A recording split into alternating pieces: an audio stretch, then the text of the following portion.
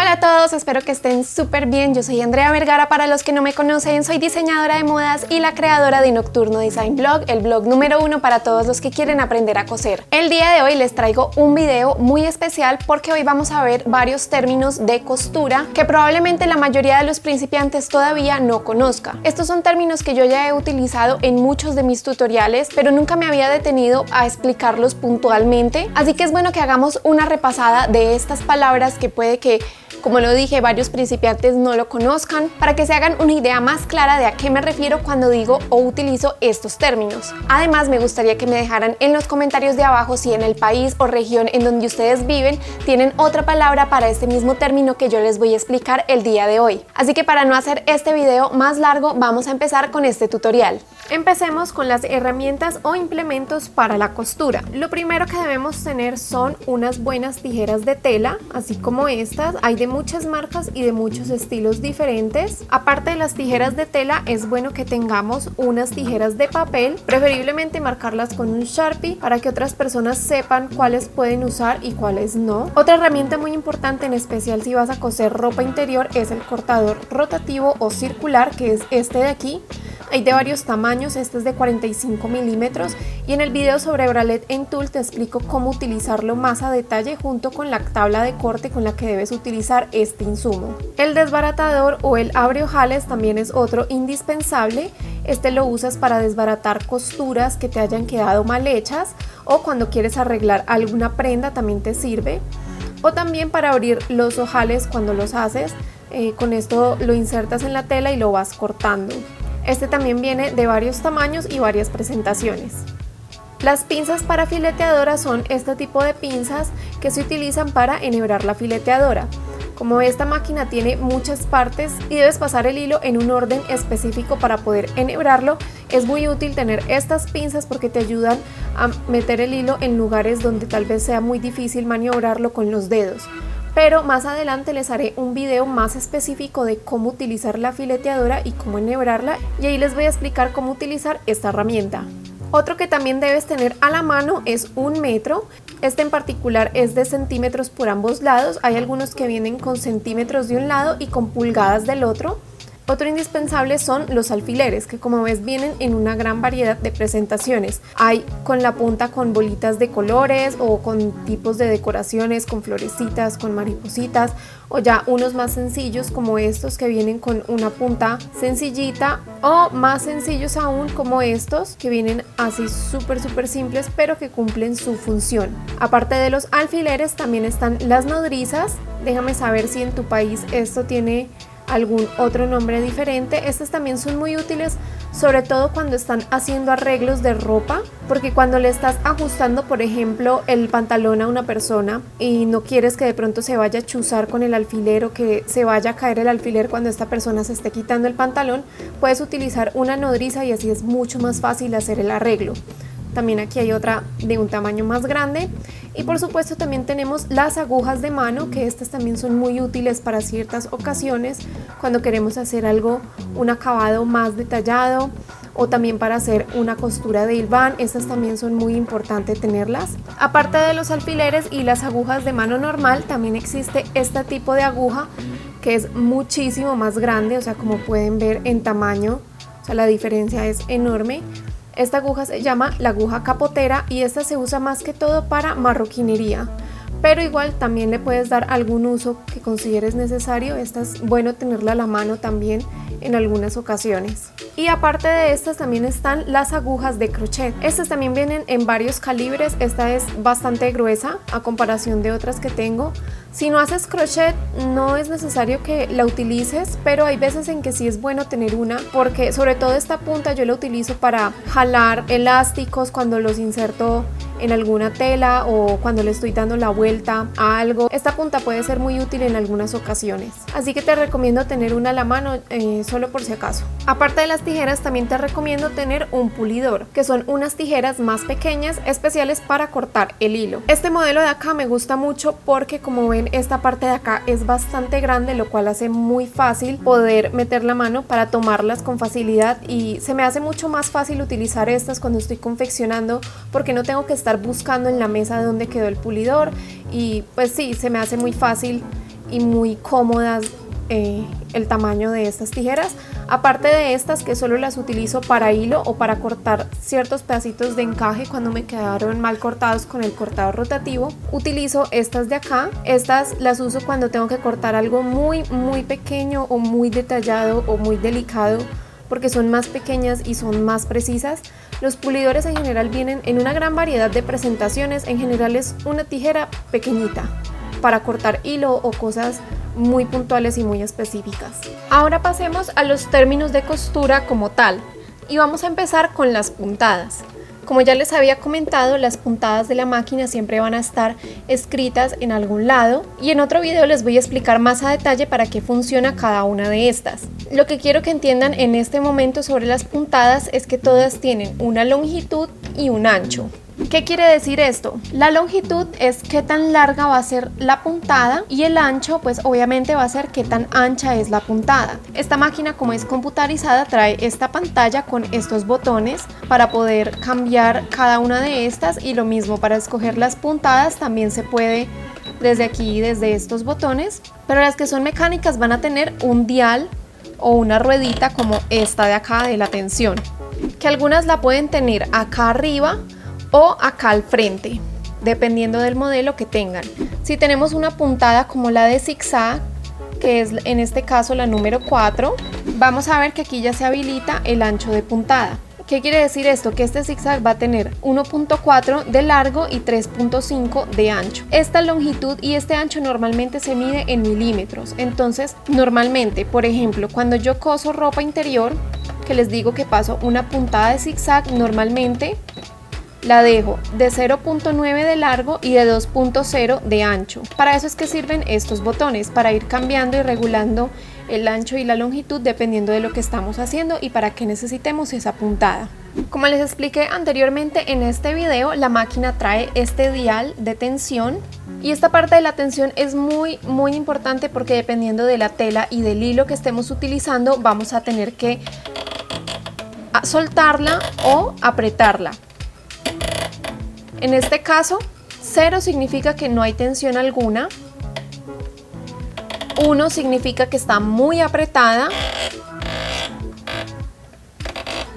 y 9, que es el máximo de esta máquina, significa que está muy suelta.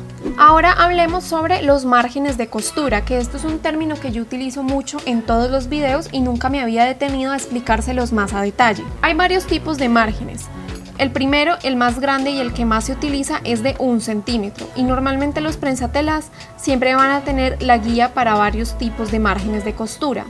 Entonces, por ejemplo, si yo ubico mi tela debajo del prensatelas y la ubico justo en este borde de acá, y tengo la aguja en el centro, desde el centro hasta acá va a haber 1 centímetro de distancia.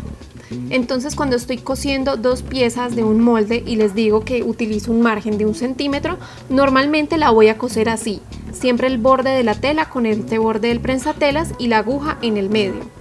Aparte de esto, esta máquina tiene una posición en el lado izquierdo del prensatelas, que es donde está la aguja en este momento. Cuando la aguja está acá, de esta punta a esta punta también hay 1 centímetro.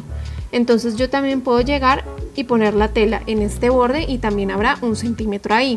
Aparte de este centímetro que tiene este prensatelas de ancho, también pueden utilizar las guías que trae la placa de la aguja. Por ejemplo, desde el centro de la aguja hasta este número que dice 2 hay 2 centímetros de distancia, y hasta el número 4 pues hay 4. Y aquí, como ven, esta tiene en centímetros y en pulgadas. Aparte de este centímetro de distancia, que es el más común para unir dos piezas de un molde, también está el de 1/4, 1/16 o 1/8, que esos son los que más les digo yo en los tutoriales. ¿Qué quiere decir esto? Si tomamos aquí un metro que tiene pulgadas, el margen de 1/16 viene siendo 1/16 de pulgada, que es esta medida súper pequeñita. Cuando les digo margen de 1/8, viene siendo pues 2/16 de pulgada. Y cuando les digo 1/4, viene siendo esta medida de acá, que son casi 7 milímetros de distancia. Entonces, cuando les digo que hay que pespuntar una costura a 1/16, significa que si el borde de la tela es este de acá, yo debo pespuntar a esta distancia, es decir, la costura me debe quedar a esta distancia del borde. Aparte de cuando estamos cosiendo, el margen también es súper importante porque hay máquinas que pueden trabajar con una aguja o con dos agujas. La dos agujas o la aguja gemela es esta aguja de aquí que, como pueden ver, puede venir con varios márgenes. En este caso, esta aguja de acá es más delgadita y viene con ajuste de 1/8. Mientras que esta, que si ven que está más separada, viene con ajuste 1/4. Esto es muy importante porque no siempre van a querer usar una pequeña o una gruesa. Esto depende de la tela que estén manejando. Y esta sí es bueno que averigüen si su máquina la puede utilizar, porque no todas las máquinas son capaces de coser con este tipo de aguja. Y también, hablando de agujas, también existe un calibre para estas. Yo siempre utilizo las 116 y las 9014 para coser todas las prendas que me han visto hacer en este blog, y este número de aquí representa el grosor de la punta de la aguja. Acá les voy a insertar una imagen que vino en el manual de mi máquina, en donde explica qué tipo de calibre sirve para qué tipo de tela. Entonces es muy importante que busquen una aguja adecuada para su máquina y para la tela que estén utilizando. Hablemos ahora de la entretela, porque la he utilizado en varios tutoriales de este blog y nunca me he detenido a explicarles qué es. Esta tela tiene varios nombres dependiendo de la región o el país en donde estés ubicado. Acá en Medellín puntualmente la conozco con ese nombre de entretela, y es una tela que, como ven, es muy delgadita, aunque también hay de varios calibres, que viene por un lado como tipo gasa y por el otro lado tiene una silicona que se pega a la tela con el calor. Entonces, cuando yo les digo que entretelen un cuello o una perilla o un puño, es eso, ponerle esta tela al revés de esa pieza para darle mucha más estabilidad o firmeza a esta parte de la prenda. También les quiero hablar sobre el pespunte, o cuando digo que hay que asentar una costura. Y esto se refiere a cuando pasamos una costura encima de otra que ya hicimos. Esto se hace sobre todo en cuellos, en puños, en los bordes de los bolsillos, en las pretinas, y es para que la tela quede bien firme en su lugar. Entonces el pespunte se puede hacer con varios márgenes de costura. Dependiendo de la tela que estés usando, lo puedes hacer a un 16 o a 1/4 o incluso a 1 centímetro, o también a 2 agujas. El remate consiste en hacer 3 o 4 puntadas hacia adelante, luego esas mismas 3 o 4 puntadas hacia atrás, y luego sí empezar a hacer la costura. Y viene siendo el equivalente de cuando hacemos un nudo al inicio o al final de una costura que estamos haciendo a mano. Y por último, pero no menos importante, vamos a hablar de algunos términos de moldería. El primero que deben saber es el hilo de la prenda, que es esta línea que van a ver en todos los moldes, que les indica la posición en la que deben poner la tela. Si vieron mi video sobre tipos de textiles, van a saber que una tela tiene una urdimbre, una trama y un bies. Entonces esta línea de acá, que es el hilo del molde, significa que debe ir alineado con el hilo o la urdimbre de la tela. Cuando yo les menciono piquetes en los tutoriales, son estas marquitas que van a encontrar en ciertos moldes, no todos lo traen, pero son marcas que te van a indicar algo. En este caso, este indica el punto de la cintura. Entonces, cuando yo vaya a unir el molde de este vestido, la espalda con el frente, estos dos piquetes en la tela me deben coincidir para yo asegurarme de que el costado sí quedó bien hecho.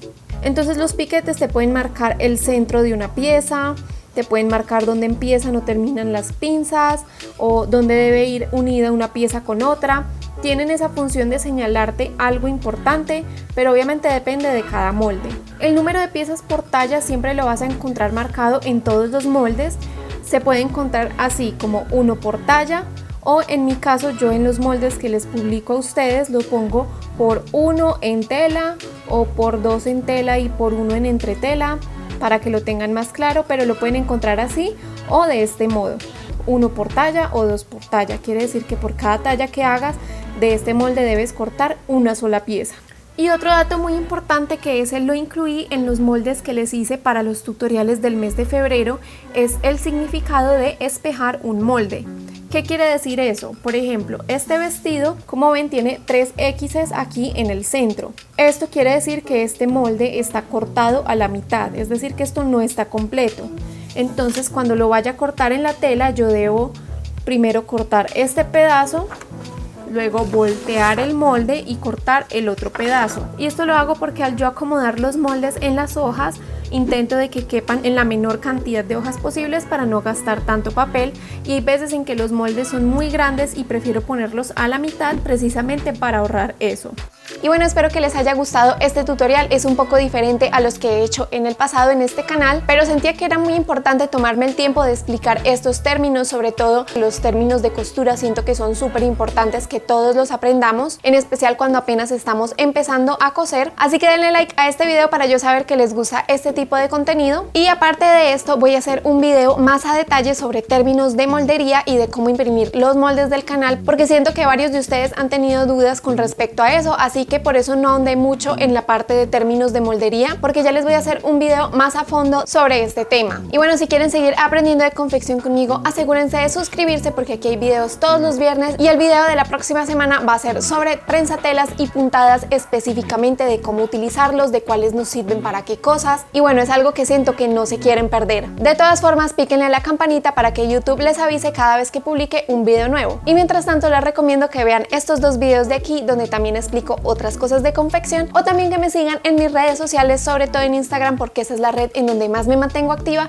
y en donde más me gusta hablar con ustedes. Les mando un abrazo enorme y supongo que nos veremos en el próximo video.